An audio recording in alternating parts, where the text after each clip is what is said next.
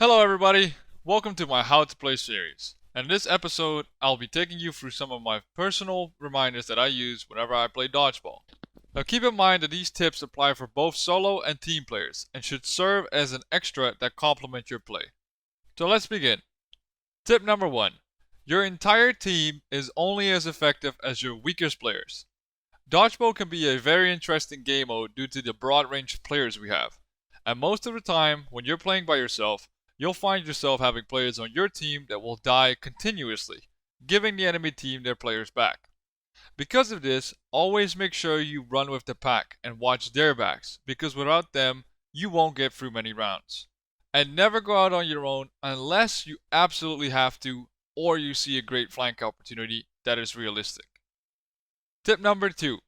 Learn the spawn locations around the map by heart. Knowing the spawn locations for Dodgeball will enhance your gameplay a lot because you won't be surprised when you meet players in certain locations that aren't contested by your team. In case you didn't know, the moment one of your teammates gets a kill, the first dead teammate will spawn as close to the team as possible.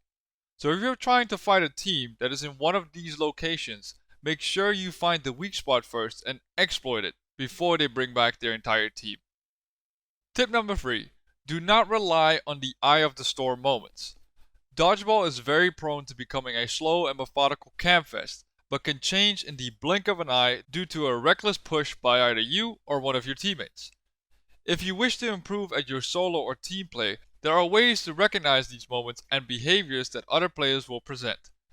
One of them will be that your team or the enemy team halts their map control the moment they reach power weapons.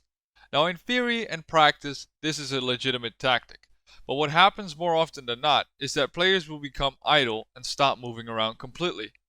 Now this can cause the other team to start encircling the camping team, throw a few smokes and out-angle their enemies. And even without power weapons, you will be completely destroyed. So the moral of this story is, if you have to camp, don't do it too long. Always stay dynamic and study your opponent for aggressive signs. Tip number 4. Always pick up the grenades whenever the situation allows it. Whether they are shock grenades, incendiaries, or frag grenades, always make sure you pick these up at the start of the game so that you have a slight to large advantage over your opponents. Maps like Reclaimed, Gridlock, and Relic, and many others, allow for both teams to pick up a set of grenades from the start of the game. These grenades can lead to an almost guaranteed power weapon, instant map control, or a round in 30 seconds. Tip number 5. Know the placement of your first spawn. Every player in your team has a predetermined spawn location, and knowing where to head depending on your starting location can give you the slight edge you need to lead an effective initial rush. This matters a lot, especially as one of the front 3 players. If you're the most front spawn, your job is to be the tip of the spear, because you are the first person at any weapon. So always make sure you are the aggressor when you are the front spawn. If you spawn on the left or right of the front player, make sure you push the side of the map that you're actually spawning on. Otherwise, you might all get into each other's way and trying to crisscross each other, which could cost too much time, resulting in the death of everybody. Dodgeball rounds can end as quickly as they start, so always make sure you play your position right from the start. Tip number 6. When you're last alive, do not sit in spawn. I cannot stress this enough. Never camp in spawn if you are the last alive. Why? Because the moment you start killing 1 or 2 of your enemies, your team will respawn in the spawn behind you, making everyone stuck there. The only times you should be near the spawns is if you're baiting an enemy to you, only to kill them and then run around the map to stay alive. And besides, if you're going to die last, you might as well die as a warrior, not some coward. And my last tip, tip number 7, always keep 360 degrees awareness. Now this usually counts for every game mode, but in Dodgeball the craziest spawns can happen, and before you know it, a whole horde of enemies come flying at you.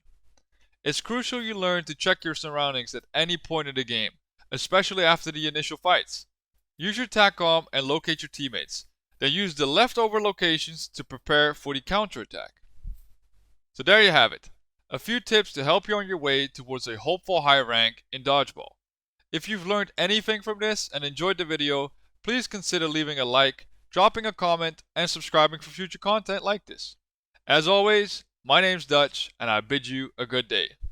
Take care and good luck.